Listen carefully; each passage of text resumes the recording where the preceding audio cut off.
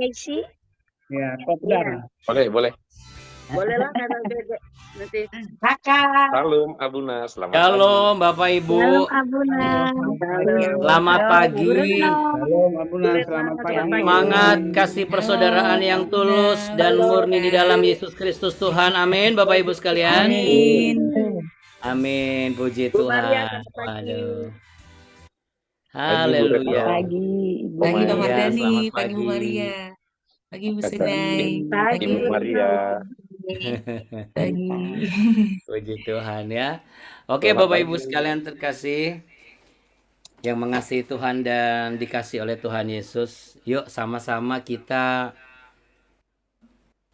merendahkan diri di hadapan Tuhan. Kita berdoa dan kita mau memuji menyembah Tuhan. Hari ini kita mau belajar untuk mengungkapkan isi hati dan pernyataan hati kita melalui pujian ini ya, Bapak Ibu, nanti akan kita nyanyikan ya.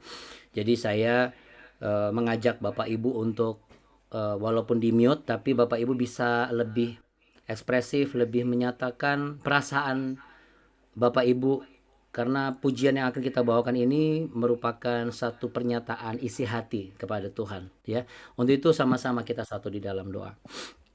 Mari kita berdoa. Tuhan Allah Bapa kami yang kami sembah, kami muliakan, Engkau pencipta alam semesta ini, Engkau pemilik seisi kehidupan ini, Engkau pula yang memberikan kepada kami kuasa-Mu untuk kami boleh melakukan banyak perkara terjadi dalam kehidupan kami. Tuhan Yesus yang kami puja, yang kami tinggikan, yang kami sembah, yang kami cinta, Engkau segala-galanya di dalam kehidupan orang percaya. Hari ini setiap orang percaya yang menyembah-Mu berkumpul, mencari kebenaran-Mu, mencari hal-hal kerajaan-Mu. Untuk itu kami percaya bahwa perkara-perkara sorga akan Tuhan nyatakan di dalam kehidupan kami di dunia ini. Bapa kami dalam sorga, dikuduskanlah nama-Mu, datanglah kerajaan-Mu, dan jadilah kehendak-Mu di bumi seperti di surga. Berikanlah kami pada hari ini makanan kami yang secukupnya, dan ampunilah kami akan kesalahan kami seperti kami juga mengampuni orang yang bersalah kepada kami. Dan janganlah membawa kami ke dalam pencobaan, tetapi lepaskanlah kami daripada yang jahat. Karena Engkaulah yang mempunyai kerajaan, kuasa, dan kemuliaan kekal sampai selama-lamanya.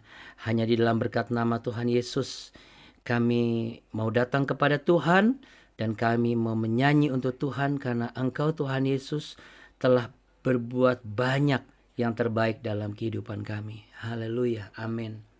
Amin, puji Tuhan ya Bapak Ibu sekalian. Ya, kita akan naikkan pujian berikut ini ya Bapak Ibu. Jadi saya sangat berharap Bapak Ibu benar-benar menyanyikan pujian ini di tempat Anda masing-masing. Oke, saya mohon izin bantu untuk mute-kan ya, supaya tidak ada yang bocor. Oke, puji Tuhan. Baik Bapak Ibu yang terkasih, ini dia pujian yang akan kita bawakan.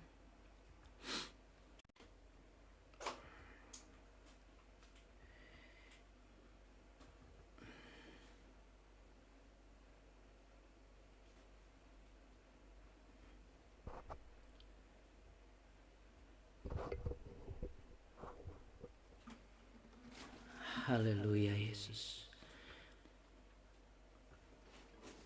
Biarlah setiap yang bernafas dan mengasihi Tuhan memuji nama Tuhan Yesus.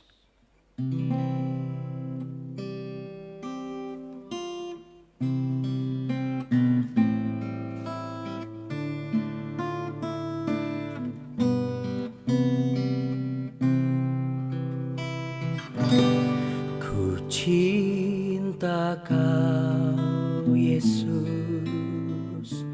hanya Engkau bagiku Yesus.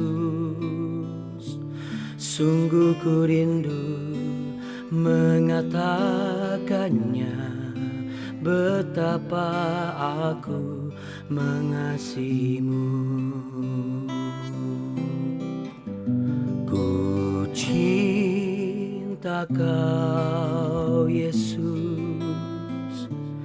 hanya Engkau bagiku, Yesus. Sungguh ku rindu mengatakannya, betapa aku mengasihimu. Engkau Allah dan Rajaku, kekasih dalam hidupku. Engkau segalanya bagiku. Ku bersyukur kepadamu. Engkau Allah dan Rajaku, kekasih dalam hidupku. Engkau segalanya bagiku. Ku bersyukur kepadamu. Haleluya Tuhan, haleluya Yesus. Ku mau selalu menyembahmu. Haleluya, terima kasih Tuhan. Oh Yesus,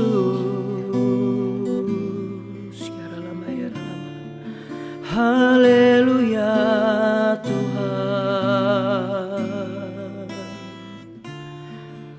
Ku cinta Engkau selamanya.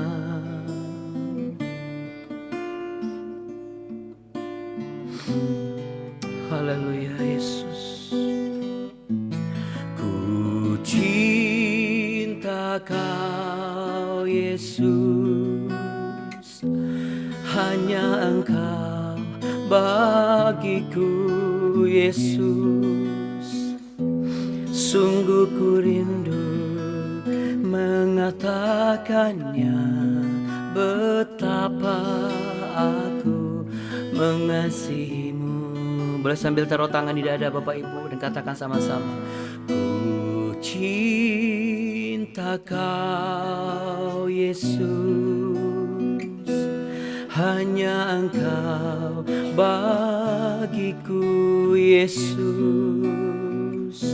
Sungguh ku rindu mengatakannya, betapa aku mengasihimu. Engkau Allah dan Rajaku, kekasih dalam hidupku. Oh, Engkau segalanya bagiku. Ku bersyukur kepadamu.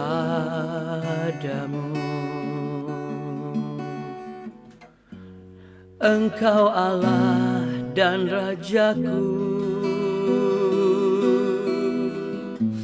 kekasih dalam hidupku. Engkau segalanya bagiku. Ku bersyukur kepadamu.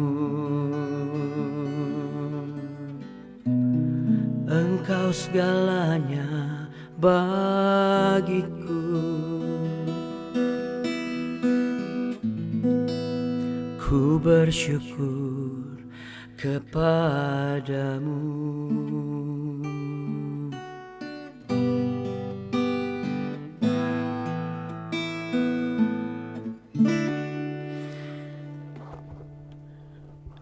Sekarang dan selamanya aku mau mencintai Engkau, mencintai nasihat-Mu, mencintai ketetapan-ketetapan-Mu, mencintai kuasa-Mu, mencintai rencana-Mu.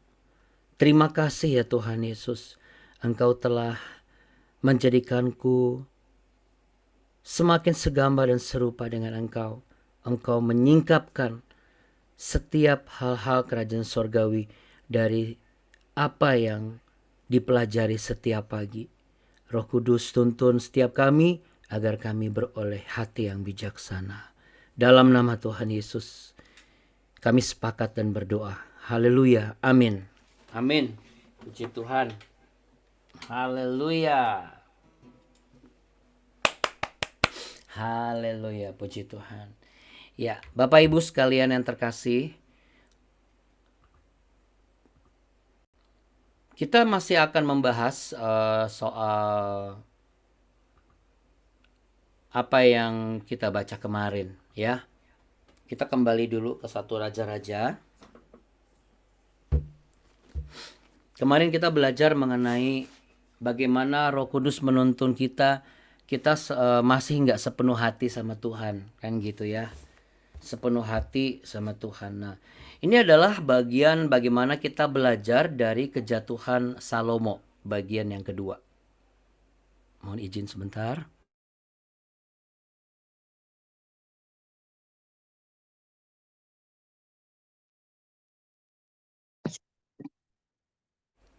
Ya, ini adalah kita belajar dari kejatuhan Salomo bagian yang kedua.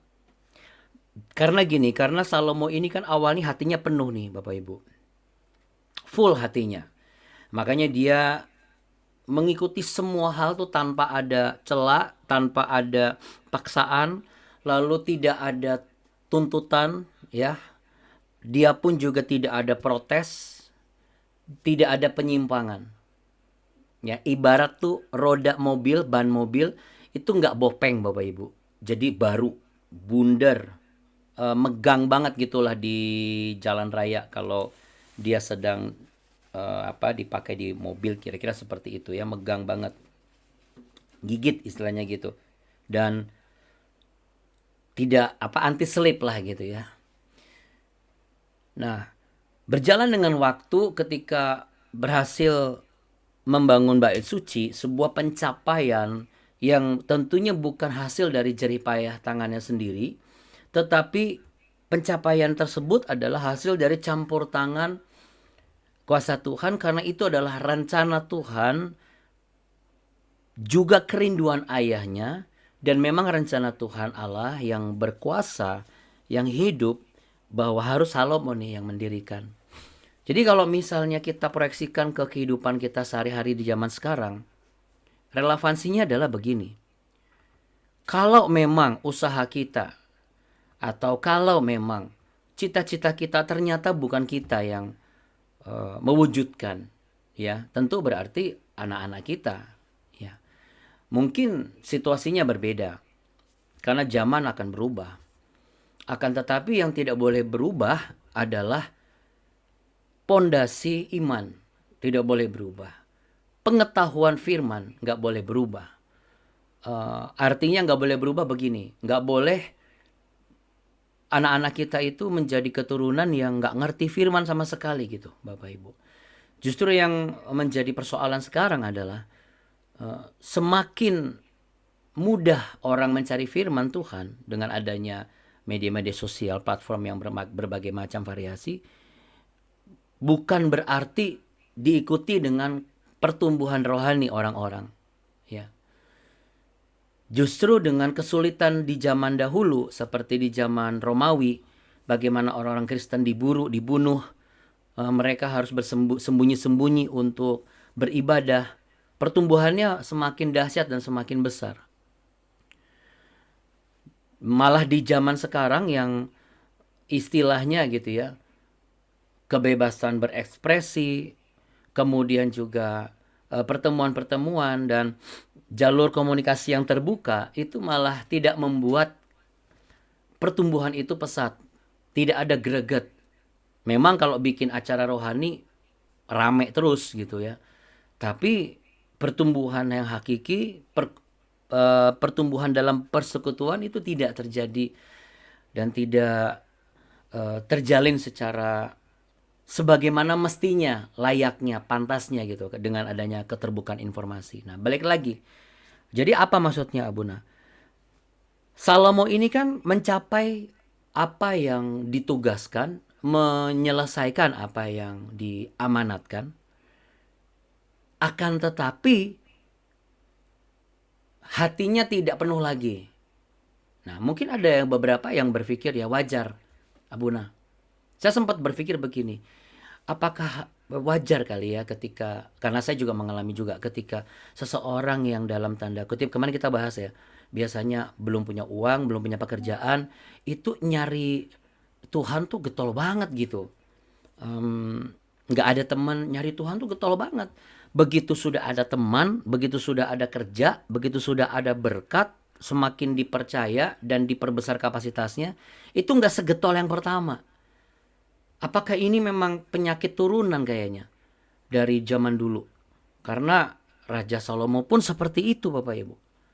Ya, bagaimana awalnya ia bercakap-cakap dengan Tuhan, meminta khidmat daripada Tuhan karena dia belum jadi raja kan kalau kita lihat eskalasinya. Lalu dia minta khidmat Allah dan dia terus menggunakan khidmat Allah. Dalam pembangunan bait suci pun ia menggunakan khidmat Allah. Mulai agak-agak sedikit berbau duniawi ketika semakin diberkati. Mulai sedikit berbau duniawi ketika dia membangun istananya dalam tanda kutip, tahu entah sadar atau tidak, lebih megah dari bait Allah atau rumah Allah itu sendiri. Lebih lengkap, lebih mewah. Nah, saudara, ini menggambarkan apa? Sifat manusia, natur manusia yang memang nggak tahu ya, apakah ini menunjukkan bahwa hati manusia mudah berubah. Tetapi Bapak Ibu, ketika Allah inkarnasi di dalam Yesus Kristus, dia itu 100% manusia loh. Jadi kalau Yesus Kristus saja memberikan sebuah keteladanan bahwa manusia bisa kok punya hati yang tetap penuh kepada Tuhan. Artinya apa? Kita itu bisa. Manusia bisa kok untuk mengemban tugas yang mulia, berani mati demi kebenaran, karena itu tanggung jawab dia yang dipercayakan dan diamanatkan. Manusia bisa kok. Kalau nggak mungkin muncul pahlawan-pahlawan pada saat pertempuran. Merdeka atau mati. Ini sebuah pernyataan kalau kita lihat di sejarah perjuangan bangsa kita. Untuk mencapai kemerdekaan mereka nggak ragu-ragu. Mau pahlawan itu wanita, mau pahlawan itu laki-laki, mau pahlawan itu anak muda ataupun orang lanjut usia. Bagi mereka lebih baik mati daripada merdeka. Nah, tapi kalau daripada tidak merdeka, maksudnya daripada tidak dijajah. Tapi kalau zaman sekarang, kok kayaknya pergeseran itu semakin jelas Bapak Ibu. Saya pun juga sebagai orang tua tidak beda lah dengan Bapak Ibu semua yang punya anak ataupun cucu. Kita ini bergumul Bapak Ibu. Satu, pergumulan kita ke diri sendiri. Kita harus jadi teladan buat anak-anak kita dan cucu-cucu kita. Teladan apa? Dalam segala hal. Bukan cuma mulut kita yang memberikan sebuah nasihat keteladanan, tapi hidup kita juga harus jadi teladan dilihat sama mereka gitu. Istri-istri juga harus jadi teladan buat suaminya. Karena kalau istri-istri rajin berdoa misalnya, tapi ketika ada masalah, responnya, reaksinya masih tetap reaksi yang lama, suami nggak akan mau dekat sama Tuhan. Karena suami pasti akan ngomong begini, kamu rajin berdoa, kamu rajin puasa, reaksimu sama kok sama aku yang nggak pernah berdoa dan nggak pernah puasa, kotor juga mulutmu, maki-maki juga yang keluar dari mulutmu, ngambeknya lebih parah daripada aku yang nggak berdoa. Suami juga begitu, tantangannya besar. Suami harus jadi imam, harus jadi teladan, harus jadi contoh bagaimana sabar ketika menghadapi sebuah masalah yang pelik. Nggak gampang, karena kalau kepleset sedikit, yang menyaksikan kita itu langsung, dia aja begitu. Nggak adil dong Abuna. Hidup ini memang tidak adil Bapak Ibu. Mau cari keadilan di mana? Makanya kita hanya bisa butuh Tuhan untuk membuat yang tidak adil itu mampu kita jalani bersama dengan Dia. Karena kalau kita jalani ketidakadilan hidup ini dengan cara dan kekuatan kita, nggak akan sanggup, nggak akan bisa. Nah, mungkin karena natur manusia juga seperti itu ya. Jadi akhirnya Salomo pun juga akhirnya berubah nih. Kalau kita lihat di satu Raja-Raja pasal yang ke-11, ya, di ayat yang pertama saja sudah mulai berubah. Adapun Raja Salomo mencintai banyak perempuan asing. Anda bisa bayangkan Bapak Ibu, hati yang tadinya penuh untuk Tuhan, bahkan Tuhan sudah memperlengkapi Salomo dengan banyak selir. Tetapi di luar dari haknya dia sebagai seorang raja, dia tetap mencintai banyak perempuan asing. Ini masalahnya. Mungkin kalau dia banyak mencintai perempuan Israel, mungkin tidak akan ada masalah. Kenapa? Karena pada saat itu kan Salomo sedang mengajarkan bagaimana hidup benar dan tunduk di bawah hukum Allah. Di bawah otoritas Tuhan yang hidup. Tetapi saudara, ketika Salomo ini sudah mulai mencapai segala sesuatu, ia mulai tidak tunduk. Nah, jadi penyakitnya itu adalah karena tidak tunduk itu. Makanya kemarin kan saya bilang, tunduk itu penting buat kita. Ya, coba taruh tangan di dada. Penundukan diri penting buatku. Penting Bapak Ibu, sangat penting. Kalau kita tidak menundukkan diri kita itu nurut tapi mulutnya itu kotor, hatinya busuk, pikirannya kacau. Dikerjakan tapi tidak sama dengan isi pikiran, isi hati dan perkataan. Tapi kalau tunduk, dia mengakui, emang ini yang harus aku lakukan. Tidak ada protes, tidak menjelekkan pihak yang otoritasnya lebih tinggi. Dia belajar bagaimana merendahkan diri. Dan itu yang dilakukan oleh Yesus Kristus sebagai 100%-nya manusia.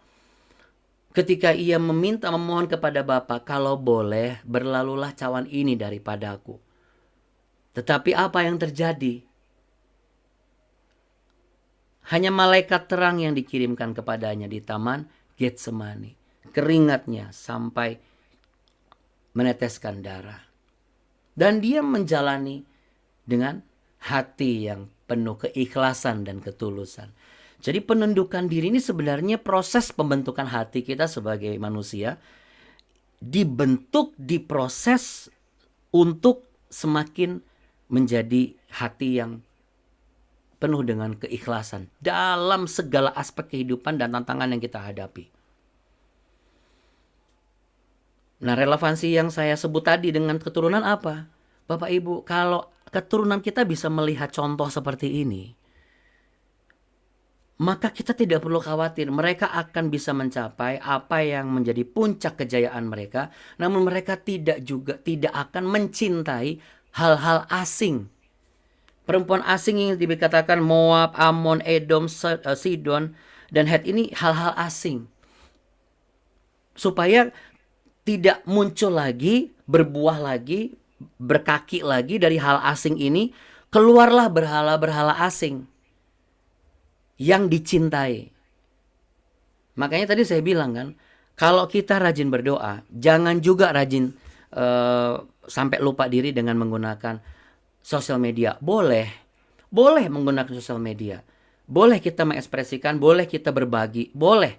Tapi jangan sampai kita pun juga lost. Kita menasihati anak-anak kita jangan main game online, supaya mereka tidak kena judi online. Kitanya malah main game online atau iseng-iseng judi online. Jangan. Dengan alasan dan dengan dalih, udah tua, udah nggak ada lagi yang perlu dilakukan. Ini kan zaman papa belum ada, zaman kamu kan sekarang beda. Zaman ini makin akan membuat kedagingan kita itu tunduk kepada berhala-berhala asing. Yang akan membuat hidup kita itu semakin terjepit dan akhirnya mengikuti sistem. Sedangkan orang-orang percaya sebenarnya sudah ada di bawah sistem. Sistem apa? Sistem kerajaan Allah. Kita diberikan free will Bapak Ibu. Kehendak bebas. Kita disematkan status sebagai orang merdeka. Tetapi yang bertanggung jawab. Nah justru kalau kita ikut dunia, Kita tuh terpenjara loh. Secara kasat mata kita bebas menggunakan waktu, bebas menggunakan gadget, bebas menggunakan alat-alat teknologi tinggi. Tetapi saudara, kita tuh diperbudak gitu. Kita tuh terikat, diikat.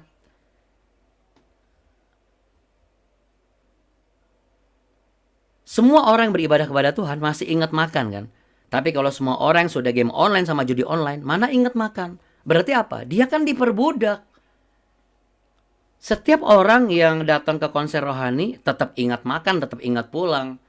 Tapi kalau orang sudah terikat dengan drama-drama, terikat dengan hal-hal yang lain, bahkan sampai nggak mau, sampai merelakan diri nggak mau. Coba bisa dibayangkan nggak? Jangan sampai kejatuhan Salomo itu kita alami Bapak Ibu. Cuman berhalanya bukan berhala kejijikan dalam versi patung lagi. Tapi kejijikan yang sifatnya tuh lebih hidup. Video klip, film-film tidak pantas, iklan-iklan yang tidak pantas, pernyataan-pernyataan dari orang-orang, dialog-dialog terbuka yang tidak pantas, dialog-dialog terbuka yang membahas hal-hal yang tidak patut. Ini kan semua dibuka semua. Dan semuanya itu masuk ke dalam sistem ini dan mereka kepalanya menunduk begini. Kita tuh ditundukkan dengan sistem yang membuat kita itu tampak keji di mata Tuhan. Jadi hari ini kita mau belajar. Memang ada firman Tuhan mengatakan cinta akan uang tidak diperkenankan. Ya, di 1 Timotius pasal 6 ayat 10. Akar segala kejahatan ialah cinta uang. Dan karena memburu uanglah beberapa orang telah menyimpang dari iman dan menyiksa dirinya dengan berbagai-bagai duka. Lihat, ini tuh sebenarnya berhala modern. Memburu uang berarti ia menundukkan dirinya dalam sebuah tuntutan dan dia fokus ke situ terus. Sehingga ia lalai dengan tanggung jawab sebagai imam, lalai harus tanggung jawab sebagai suami, lalai dari pelayanan. Kenapa? Karena menganggap bahwa ini Tuhan yang kasih. Bapak Ibu, Tuhan Yesus tidak akan pernah memberi sesuatu yang membuat kita menjauh dari Tuhan. Makanya kita perlu cermati.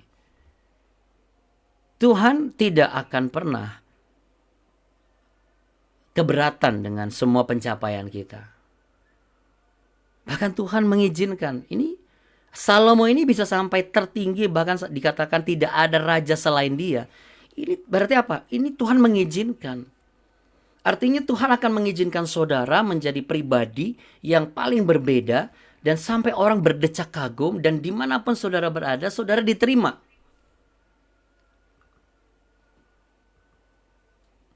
Tuhan tidak akan keberatan itu. Tapi yang membuat masalah adalah ketika hati ini sudah nggak penuh, mulai nih cinta sama Tuhan ini udah nggak penuh lagi. Melorot berkurang 10%. Uang berkurang lagi. Sudah punya uang kan? Oh, boleh dong punya hobi. Dulu waktu belum punya uang, nggak punya hobi. Nggak ikut klub apa, nggak ikut komunitas apa. Nah, sejak punya uang harus punya klub dong. Punya hobi dong, ikut komunitas tertentu. Terus yang ketiga, sudah semakin diberkati, semakin dipercaya, harus punya banyak teman. Banyak network. Masa nggak boleh kongko-kongko? Kalau nggak punya network nanti bagaimana? Muncul tuh semua pemikiran-pemikiran duniawi kita. Kita lupa diri saudara. Bahwa Tuhanlah yang membuat kita itu punya kerja. Tuhanlah yang membuat kita itu ketemu dokter dan kita sehat dan sembuh. Tuhanlah yang membuat kita itu ketemu dengan seseorang dan membuat kita sadar, oh kita punya potensi ini. Tetapi kalau hati manusia sudah terkikis, tanpa disadari saudara, cinta kita kepada Tuhan itu cuma secuil sisanya. Dan disinilah perbudakan itu akan semakin nyata. Salomo diperbudak oleh cinta yang keliru. Dia mencintai hal-hal asing. Dia mencintai pengajaran asing. Dia mengizinkan, memaklumi, dan akhirnya apa? Mengkompromikan. Setelah kompromi apa? Mengikuti. Padahal sebelumnya sudah ngomong, jangan pernah engkau mencintai bangsa asing. Dan jangan kau izinkan mereka masuk ke dalam kerajaanmu. Supaya mereka tidak membawa engkau. Karena Tuhan tahu, free will ini harta yang tak terbatas. Tapi manusia belum sanggup. Tidak sanggup untuk menjaga batasan-batasan itu. Jadi salah satu cara untuk menjaga itu adalah kita yang membatasi. Kita yang harus tahu takarannya. Kita bisa lihat dunia ini kebebasan berekspresi, kebablasan. Ya. Mengulang dan mengulas apa yang disampaikan tadi malam. Salah satu contohnya itu kebebasan berekspresi yang kebablasan. Memparodikan pada saat pembukaan Olimpiade kemarin. Itu kebablasan. Itu sudah sampai ibaratnya mereka tidak ada permohonan maaf. Permohonan maaf itu kalau ada yang tersinggung. Berarti mereka sengaja dan mereka merasa ini nggak salah. Jadi perbincangan saya dengan salah satu hamba Tuhan senior itu benar juga. Kita harus menyatakan kebenaran, menjelaskan kebenaran yang adalah Yesus. Karena mereka pun juga merasa benar. Tapi kita nggak perlu konfront. Nah, cara untuk kita mendedikasikan dan mewariskan, melegasikan nilai kebenaran ini Bapak Ibu kepada anak cucu kita, kepada karyawan kita, kepada pelayan kita di gereja, kepada jemaat kita adalah apa? Kalau saudara berada di ataslah bersama dengan Tuhan, hatimu tetap penuh untuk Tuhan, supaya orang-orang di bawah saudara boleh melihat. Dan mereka mengikuti satu sikap tingkah laku. Mereka mengikuti. Nah, orang yang sudah tidak mencintai penuh, modelnya seperti ini. Firman Tuhan berkata, di mana hartamu berada, di situ hatimu berada.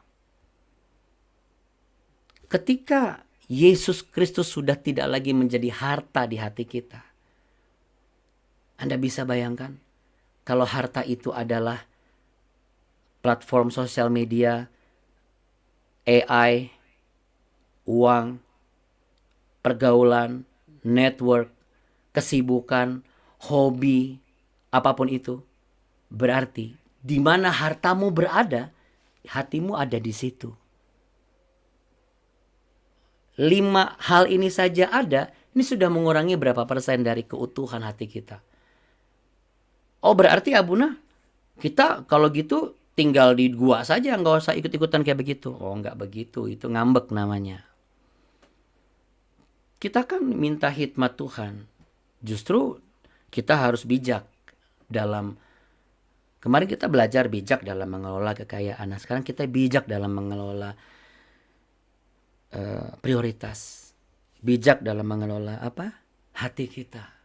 Makanya di BW ini kan semangatnya ada di mana? Matius 6 ayat 33. Ya. Dulu BW semangatnya adalah menjadi penyembah-penyembah benar di akhir zaman ini. Ya tapi kalau penyembah benar tidak mencari dahulu kerajaan Allah dan kebenarannya, maka tidak ada yang tambahkan.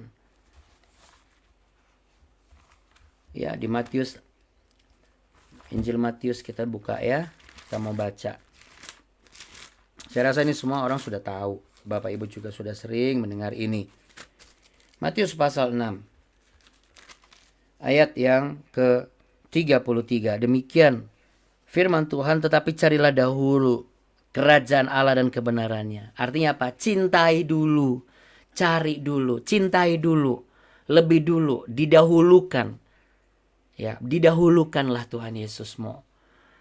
Itu sebabnya dalam segala hal, dalam segala aspek, untuk melatih kita mampu membatasi, mampu untuk mencegah, didahulukanlah dulu Yesus Tuhanmu di dalam setiap pemikiran, setiap rencana, dan setiap tindakan.